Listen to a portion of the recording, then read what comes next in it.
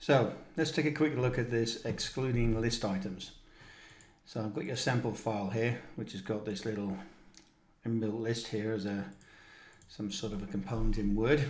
That's what we're going to try and extract. So let's come to Studio, open the file, and this is what we get.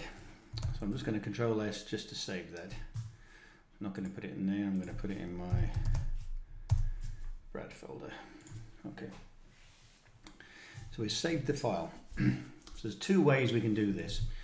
Both of them revolve around this document structure column on the right hand side. So if you look at this column, if you were to click on it, you can see you get this little box that comes up telling you about the document structure information.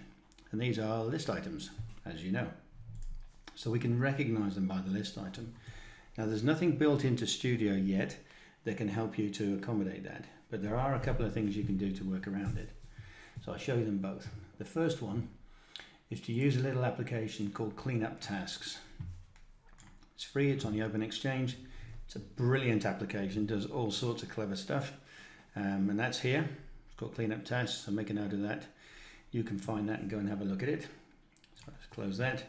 And the way that works is you just run a batch task after you've installed it. So I click on Batch Tasks, Cleanup Source, it's this one down here at the bottom. And what that does is it extracts all of the document structures that it found in that file. You can see it's all here. So there's the list item, so I can check it. Make sure that's locked, and then finish. And then when you reopen the file, it's locked everything, which is just a list item. Now that's cool. Now if you actually copy source to target beforehand, which you can do with another app I'm going to show you in a minute, you can also ensure that the progress of your file is maintained so that you could see that by now you've been 90% complete, because you're not going to bother with these parts in the file.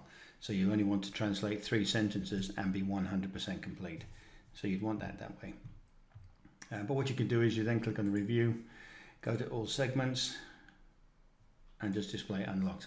And you can work like that, and you haven't even got to worry about the other files. So that works pretty easily. The other way to do it, if I just unlock all of those things just quickly. So they're all unlocked again, and I save that. The other way to do it is using the SDLXLIFF Toolkit. The toolkit is really smart. What that lets you do, if I close that file for a second and go back over here. Okay, so here I've got the SDLXLIFF. So I'm going to open up the toolkit. Well, the toolkit, by the way, you get from here. It's also free. So make a note of that URL, and it's the SDLXLIFF Toolkit. And the way this one works is you start it up. It's an external application, this one, and it brings up a bit of a geeky old window like this. But you can see we have this document structure box here. So what I'm going to do is take the SDLXLIFF, and you can drop a whole project of SDLXs in here if you want to. That's there, and then you click on Generate DSI. So there you see you get the same list that we had before. So then the first thing you do is you select the list item, and you'd say, okay, copy source to target, and change it.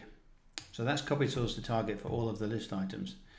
And then you could say, okay, lock the segment for all of the list items as well, or maybe even before you do that, set to translated and lock the segment. I might have to do that twice. I should have perhaps done that in a different order. Let's have a look and see what we get. Oh no, there we go. So the whole thing's perfect. Translated, locked, ready to go. And so by this time, you know you're already well into the translation, and when you've finished it, it will be 100% complete because you've already translated these ones. So that's how it would work. Pretty easy and fast to do, and you could do them across the whole project. Hope that helps you a bit.